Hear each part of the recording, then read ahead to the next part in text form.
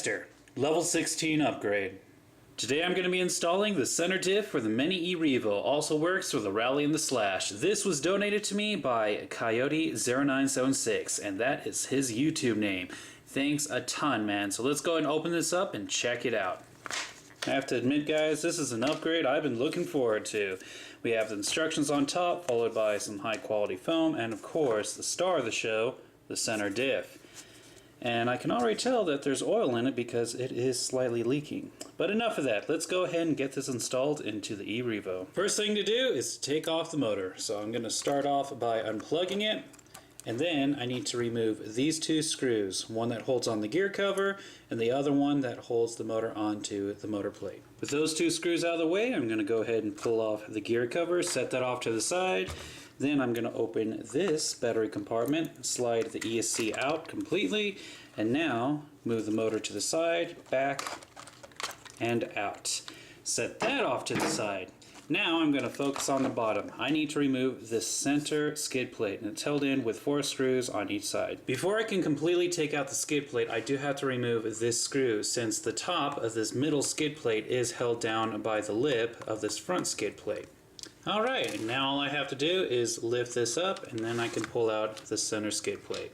Before I can take out the transmission, I have to remove the front and rear center drive line, and each is held in with a single grub screw. Alright, now all I have to do is slide the front forward and the rear back, and we should have the transmission. And we finally got the transmission out of the RC. A special note, the bottom of the front of the center driveline is going to fall out. No problem, because we're going to have to put this directly back onto the transmission when we install it. But for now, I'm just going to set that off to the side.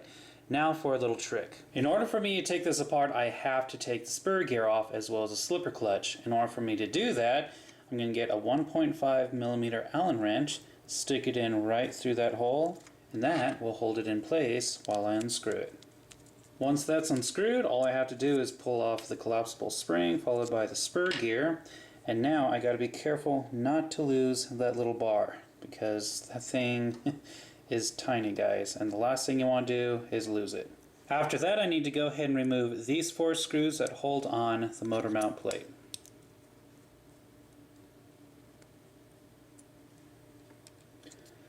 And now we can finally pull the transmission apart. And this is a gear that we're going to be throwing away and replacing with the new center diff. Slide that into position, put the top half back on, just like that. Reattach these 2 screws as well as the motor mount plate. Now it's time to reinstall the slipper clutch and spur gear. So we're going to slide that bar back into place. Make sure it's even on each side. We're going to get the base of the slipper clutch, slide that into position, followed by the spur gear and the collapsible spring, and finally the nut. Now in order for me to tighten the nut back down, I have to get that Allen wrench again, slide it right through this hole, and then tighten it all the way down and untighten it half a turn. And now I'm going to go ahead and reattach the front bottom driveline. And now it's time to deal with the biggest headache of this installation. You'll notice that there is a line that goes across the bottom of this drive shaft. Now you're going to slide it in through the top, and on the bottom you're going to want to slide it into the other half of the front center drive line.